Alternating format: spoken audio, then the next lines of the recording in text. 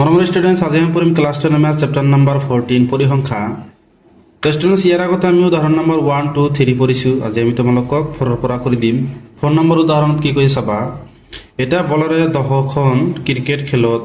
দখল কৰা উইকেটৰ সংখ্যা তল দিয়া ধৰণৰ দিয়া আছে কি 2 6 4 5 0 2 1 3 2 3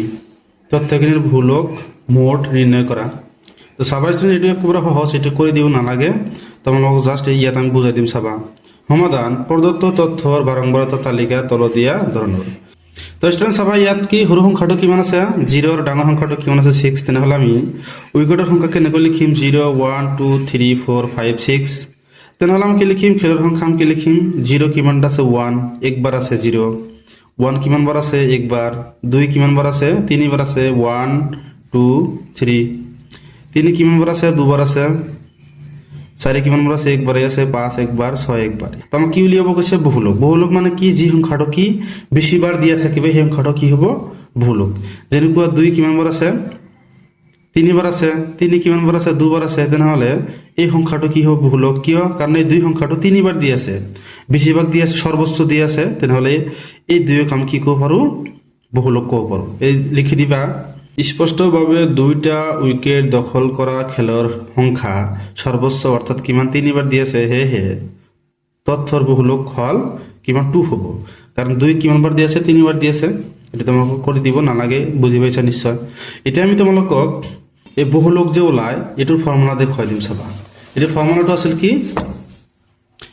তো এতিয়া আমি তোমালোকক কি কৰিম বহুলকৰ ফৰ্মুলাটো বুজাই দিম। বহুলকৰ ফৰ্মুলাটো আছিল কি L প্লাছ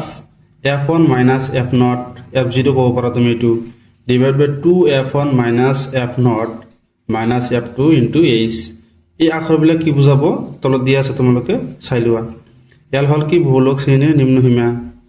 H হ'ল কি শ্ৰেণী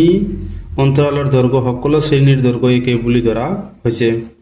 F1 মানে কি বহুলক শ্ৰেণীৰ বাৰম্বাৰতা, F0 মানে কি বহুলক শ্ৰেণীৰ পূৰ্বৱৰ্তী শ্ৰেণীৰ বাৰম্বাৰতা, F2 মানে বহুলক শ্ৰেণীৰ পৰৱৰ্তী শ্ৰেণীৰ বাৰম্বাৰতা।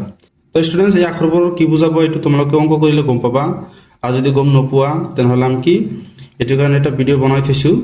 এইটো ভিডিঅ'ৰ ডিছক্ৰিপশ্যনত দিয়া থাকিব, তোমালোকে চাই ল'ব। এতিয়া আমি কি কৰিম উদাহৰণ নম্বৰ 5টো সমাধান কৰিম।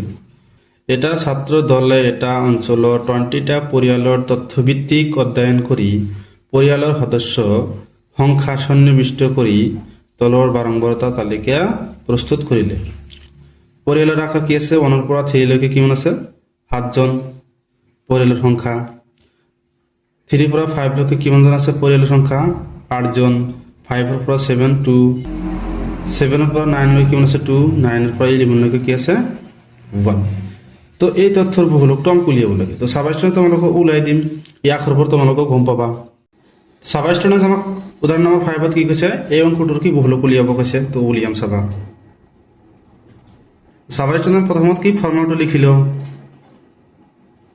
ফৰ্মুলাটো আছিল L plus F1 minus F0 divide by 2F1 minus F0 minus F2 into H। তো চাবাচোন প্ৰথমত আমি F1টো উলিয়াম। তো চাম আমি, তো চাবাচোন তোমালোকে ইয়াত কি কৰিবা, আমি শ্ৰেণী অন্তৰাল লিখিছোঁ, তোমালোকে পৰিয়ালৰ আকাৰ লিখিব পাৰা। ইয়াত আমি বাৰম্বাৰতা লিখিছোঁ, তোমালোকে পৰিয়ালৰ সংখ্যা লিখিব পাৰা। তুমি সদায় কি শ্ৰেণী অন্তৰাল লিখিবা, এইটো বাৰম্বাৰতা লিখিবা। আমি চাম বাৰম্বাৰতাৰ ভিতৰত আটাইতকৈ ডাঙৰ সংখ্যাটো কি, সেইটো হ'ব কি আমাৰ F1, বা এইটো কি বহুলক দি আছে, বেছি দি আছে, এইটো কি হ'ব বহুলক, এই সংখ্যাটো কি হ'ব F1। তাৰপিছত F0 মানে আমি কি জানো যে বহুলক শ্ৰেণীৰ পূৰ্বৱৰ্তী শ্ৰেণীৰ বাৰম্বাৰতা, ইয়াৰ পূৰ্বৱৰ্তী শ্ৰেণী কিমান আছে 7, মানে আগৰটো, এইটো কিমান হ'ব F0 পূৰ্বৱৰ্তী মানে আগৰটো। আৰু F2 মানে আমি কিমান জানো বহুলক শ্ৰেণীৰ পৰৱৰ্তী শ্ৰেণীৰ বাৰম্বাৰতা, মানে এইটো কি হ'ব F2। তাৰপিছত চাবা ষ্টুডেণ্টছ আমাক L উলিয়াব লাগে। L মানে কি জানো আমি যে বহুলক শ্ৰেণীৰ নিম্নসীমা, এই প্ৰথমটো চাম যিটো সংখ্যা ডাঙৰ বা বহুলক দিয়া আছে, এই সংখ্যাটোৰ আমি শ্ৰেণী অন্তৰাল চাম। শ্ৰেণী অন্তৰাল কিমান আছে 3 5, ইয়াৰ সৰু সংখ্যাটো কি হ'ব আমাৰ L, ইয়াৰ সৰু সংখ্যাটো কি হ'ব L, কাৰণ নিম্নসীমা কৈছে যে বহুলক শ্ৰেণীৰ নিম্নসীমা, তেনেহ'লে 3টো হ'ব কি আমাৰ L, 3টো কিমান হ'ব L। লিখি দিবা যে L is equal to 3, F0 is equal to 7, F1 is equal to 8, f2 is equal to 2 তাৰপিছত এই ষ্টম বুজিম এই ষ্টমৰ নাম কি বুজিম যে শ্ৰেণী অন্তৰালৰ দৈৰ্ঘ্য সকলো শ্ৰেণীৰ দৈৰ্ঘ্য একে বুলি ধৰা হৈছে চাবা 1 পৰা 3 হৈছে মানে কিমান পাৰ্থক্য আছে 2 3 পৰা 5 হৈছে মানে 2 সকলোৰ পাৰ্থক্য কি আছে সেম আছে এই পাৰ্থক্য সংখ্যাটো আমাৰ কি হ'ব h মানে ইয়াৰ পাৰ্থক্যৰ সংখ্যাটো কিমান হ'ব h কিমান হ'ব 2 তো এতিয়া আমি বহুলকটো উলিয়াম বহুলক l মান আমি কিমান পাইছো 3 প্লাস f1 মান আমি কিমান জানো 8 মাইনাস f0 মানে আমি কিমান জানো 7 ডিভাইড বাই 2f1 f1 মানে আমি কিমান জানো 8 মাইনাস f0 মানে কিমান জানো 7 মাইনাস f2 মানে কিমান জানো 2 ইনটু h মানে আমি কিমান জানো 2 সাবস্টিটিউট এতিয়া প্লাস মাইনাস কৰি দিম 3 প্লাস 8 এৰ পৰা 7 মাইনাস কৰিলে কিমান জানো 1 8 2 গুণ 16 মাইনাস আর মাইনাস যোগ করলে মাইনাস 7 আর 2 যোগ করলে কি হবে 9 ইনটু 2 3 প্লাস 2 আর 1 পূরণ করে দিয়ে কি হবে 2 16 এর পৰা 9 মাইনাস করলে কি জানো আমি 7 তাহলে আমি কি পাইছো 3 প্লাস 2 ডিভাইড বাই 7 পাইছো আমি তো এটা যদি আমি কি করিম এই 7 আর 2 ডিভাইড করি যেটু পাম ইয়ার লগত আমি যোগ করে দিম সবা তুমি এটু পূরণ করিব পারা আমি কি করিম সবা তো এটা আমি কি করিম 2 কে আমি 7 এর ডিভাইড করি ভাগ না যায় এখানে এটা 0 এর কি হবে পয়েন্ট কি হবে 7 2 গুণ 14 তারপর কি মানে লিখিম আমি কি মান বাকি থাকে 6 ভাগ না যায় 0 7 8 যা 56 7 8 যা 56 কি মান থাকে 4 ভাগ না যায় তারপর এটা 0 কি মান হবে 35 7 5 যা 35 কিমান বাকি থাকে 5 তো এটা যদি ভাগ করি হেক করিব নর আহি থাকিব তেনহলে আমি 5 উঠাই দাম কি লিখিম 6 লিখিম মানে 0.286 লিখিম তো এটা যদি কিও 6 লিখিম কারণ আমি ভাগ করি হেক করিব নর সেই কারণে আমি 5 উঠাই দাম 6 লিখিম তো কি লিখিম 3 প্লাস 0.286 এটা যোগ করলে কি হবে 3.286 এটি হবে আমার কি বহুলক তো এটা যেটা আসলে কি উত্তর 3.286 এটি উত্তর আছে লিতে আমি তোমাকে উদাহরণ নাম্বার 6 করে দিম সবা তো স্টুডেন্টস উদাহরণ নাম্বার 5 সমাধান করিছো এটি আমি তোমাকে উদাহরণ নাম্বার 6 সমাধান করে দিম উদাহরণ নাম্বার 6 এত কি কইছে বা উদাহরণ 1 এর তালিকা 14.3 30 জন ছাত্র পরীক্ষাত অঙ্কত পুয়া নম্বর নির্দিষ্ট করা হয়েছে এই তথ্যের বহুলক নির্ণয় করা মাধ্যর বহুলক তুলনা করি বৈশিষ্ট্য লিখা 10 উদাহরণ নম্বর কিমান 1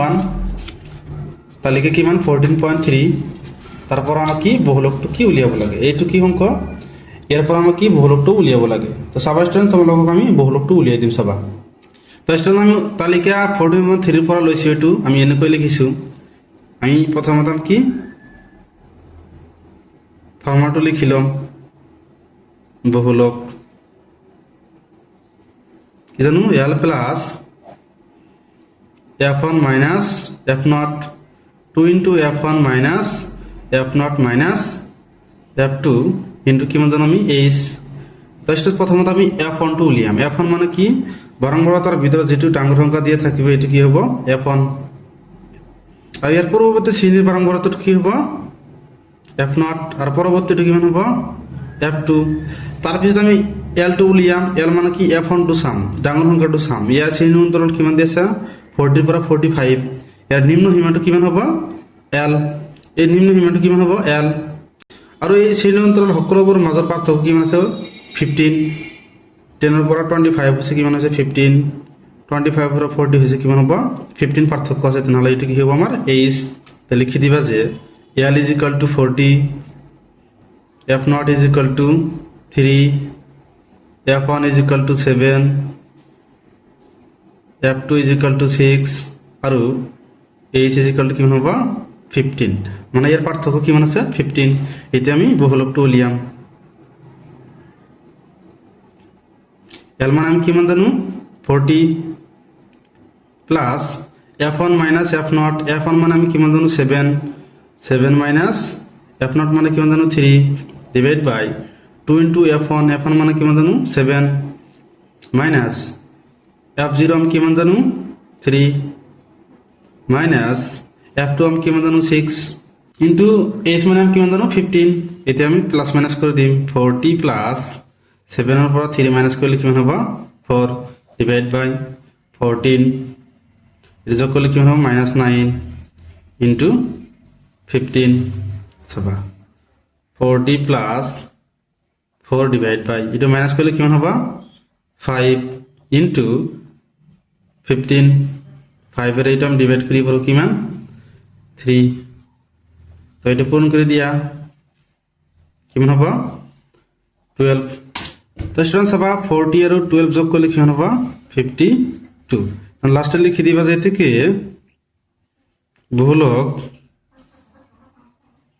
বহুলক ইজ ইকুয়াল টু কিমান হল 52 তো উদাহরণ নম্বর 1 তালিকা 14.3 এর পৰা লোৱা অংকৰ বহুলকটো কিমান হ'ব 52 এটাই হ'ব কি আমাৰ উত্তৰ তো স্টুডেন্টস ইয়ালৈকে কৰিব লগীয়া আছে স্টুডেন্টস যদি ভিডিওটো ভাল লাগে চ্যানেলটো সাবস্ক্ৰাইব কৰি দিবা আৰু তোমাৰ মতামত জনাবা থ্যাংক ইউ স্টুডেন্টস